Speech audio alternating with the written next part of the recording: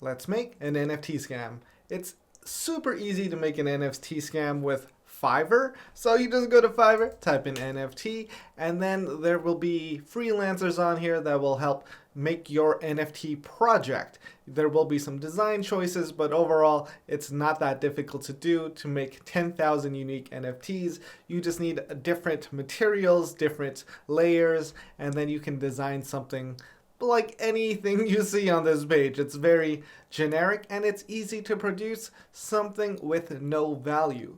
And if you want to create something with value, we're going to discuss that later in this video on how to find NFT projects that might actually make you money. Now, additionally, if you search for NFT website on Fiverr, you're going to find people who will make that NFT website for you. So then you have your NFT art being generated, then you can have your NFT website and landing page so people can go there. Now, we're going to get into the entire process of how all these NFT scams work, but if you can help me out now by hitting that like button, I would appreciate it. And if you haven't subscribed to the channel yet, consider it.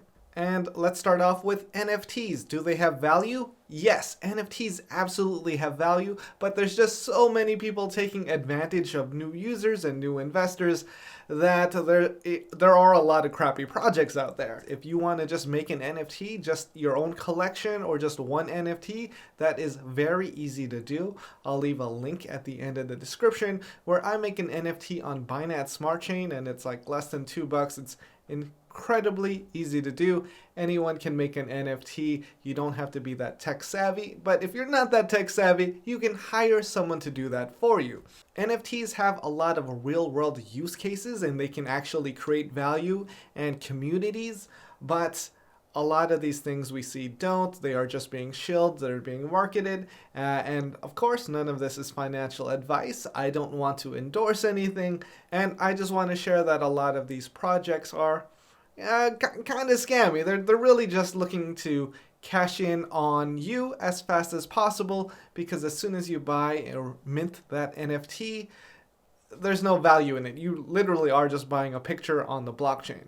Now, before we jump into the steps of how to create an NFT scam, you just got to understand that, hey, some of these NFT mints, sometimes they'll whitelist people, they'll give some away, they'll make it a free mint. There's all these different ways to set it up. Now, with some NFTs, you might see something like, oh, mint for only 0.1 ETH, 10% of 1 Ethereum, which is a lot of money. If Ethereum is $3,400, that's $340 to mint that NFT.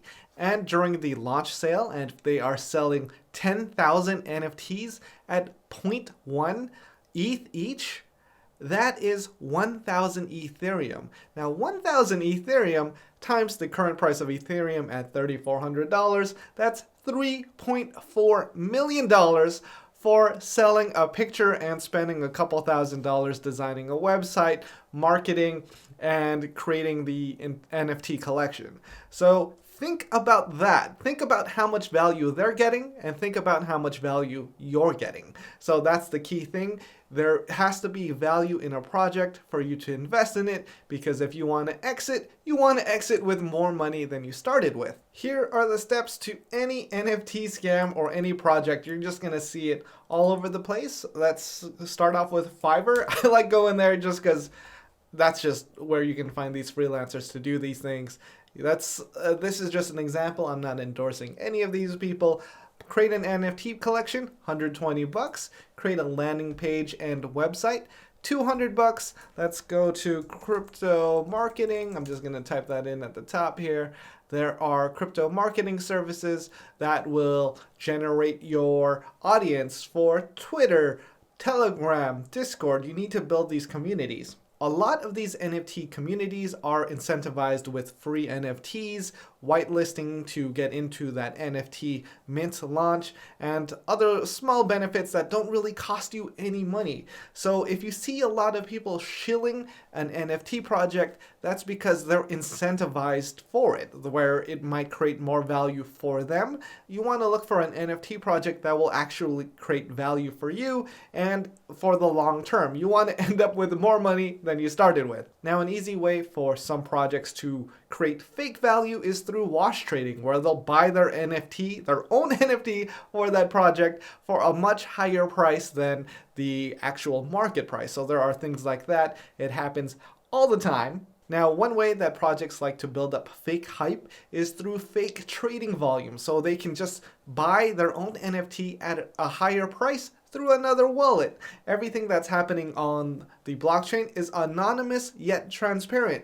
So one person can own multiple wallets, so you have to be careful of that. Now that's just the architecture of any crypto scam. They want to make you think it has more value than it actually does. They're going to use a lot of buzzwords: metaverse, DAO, passive income, a lot of different words, but what can you do with it now? Who is behind the project? How will they achieve that roadmap if they actually have a real roadmap? So there are a lot of different things you should look at. And if you're tired of scams, let me just show you a couple real use cases of several different NFTs so you can see that it's not just a picture, it's not just a profile photo, it's not just a cash grab. There are real use cases to NFTs, and a lot of different projects are developing more utility for NFTs, such as NFT gaming, where you need that NFT to have a special in-game item, special access to things, and we can see that in a couple of these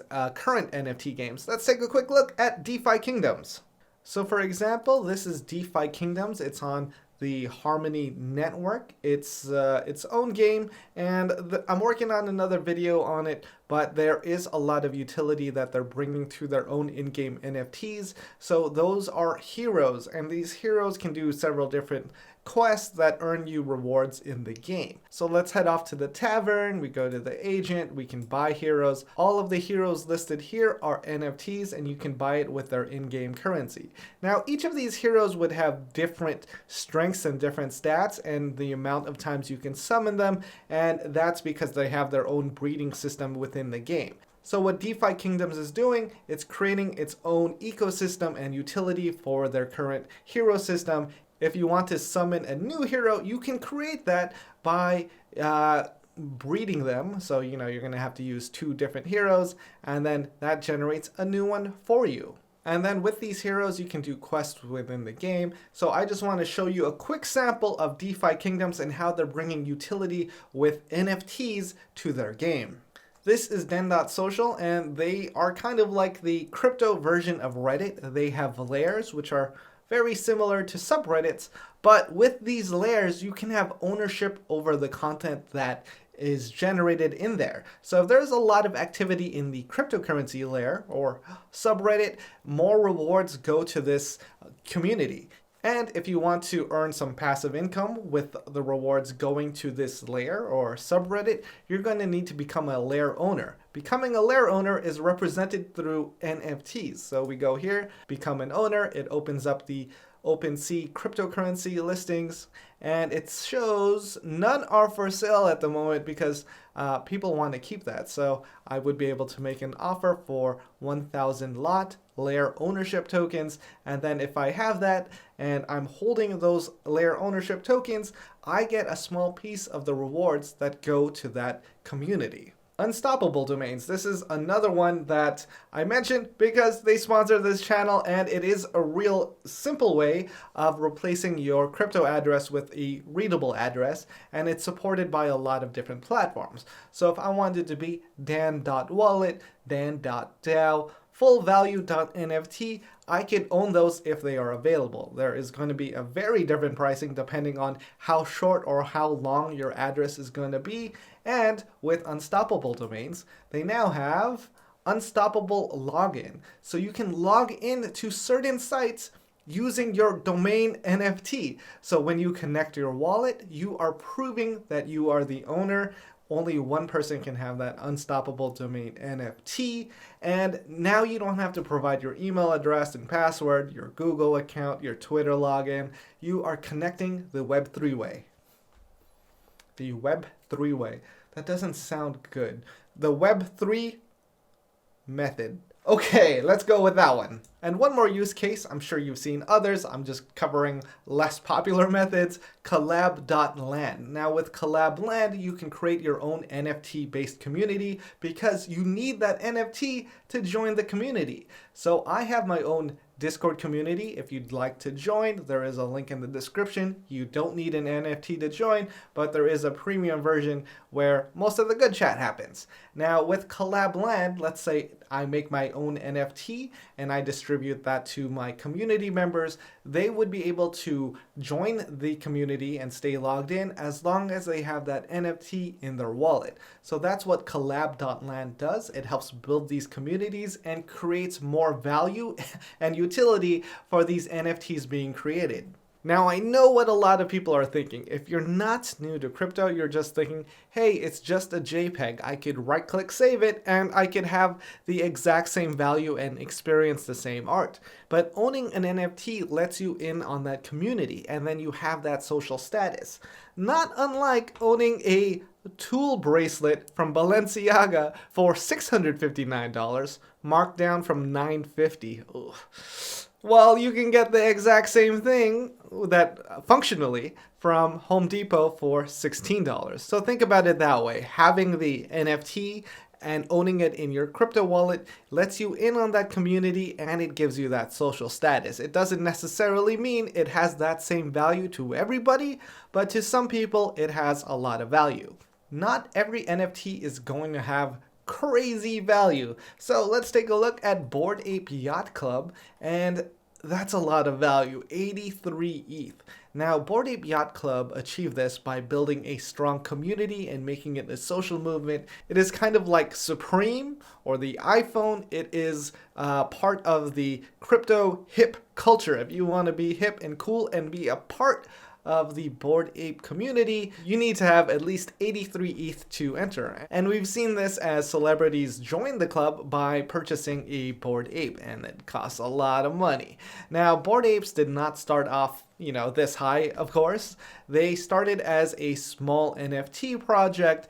They said they were building a community, that they were doing in-person live events, and it was doing something unique. And to participate in the Bored Ape community, you're gonna need an NFT. So the NFT is your entry into that community, and that's how they brought value to it. And that's what they were doing that was different, that got it a lot of attention. Now, not every NFT project can bring the same level of value. Obviously, that is a lot and an outlier when it comes to NFT projects, but you can still make money in NFTs if you do something unique or find something unique. So let's take a look at two unique projects. I don't endorse them. I don't have any. I'm not sponsored by them. I'm just going to show you two very unique projects. An Indonesian 22-year-old man sells 1,000 of his selfies and makes $1 million. So he took pictures of himself from the ages of 18 to 22, and it was 1,000 selfie images. He put them up on OpenSea. It was a very unique project, and he was selling them for $3 each. Well, turns out a lot of people wanted this project, and he made $1 million on OpenSea by selling his selfies. Very unique, very different, and a lot of people wanted to support him, and that's how he made that money. It was a very different NFT project. A lot of people seem to be getting tired of the same old thing where it's an animal dressed up in different clothing. So they did something different. An Instagram model, Irene Zhao, launched a DAO to build Web3 social media. Well, that is the technical wording, but what really happened was she sold a collection of 1,107 pictures of herself. Each of the pictures at one point was selling over 3, 4, or 5 Ether. And Logan Paul and Mike Novogratz simped in. They just jumped in, they bought a bunch of NFTs, and the project was trending for a while. You can see here, YouTuber Logan Paul this morning bought 20 of the Irene DAO tribe passes for approximately 85.9 Ether. 20 NFTs, $280,000. It's like, if you got that much money to burn, I was like, all right. Maybe people should stop giving Logan Paul money. I'm just going to say that. All right. And you can see this is his NFT collection. We can look at the Irene DAO, and we can see that the current floor price is 2 Ether. So Logan Paul bought at the top again. very likely 515 owners, 1100 items. So the Irene DAO NFT project did something very unique, made a bunch of different NFTs. They kind of remind me of like the cheesy Valentine cards, and it worked. She made a lot of money, especially off Logan Paul. All right, and yeah, if you want to help this video out, you don't have to buy my NFTs because I'm not selling any. You can just hit that like button and I would appreciate it, and consider subscribing if you haven't done so already. Now, the big takeaway from this is that anyone can make an NFT, anyone can generate value, but you have to do something unique. You have to do it early. You have to find these things, and the most important thing is creating value. And speaking of that, I hope you got your full value for today. Yeah, that was my exit. I kind of transitioned in there real quick, but hey, all right, we're out.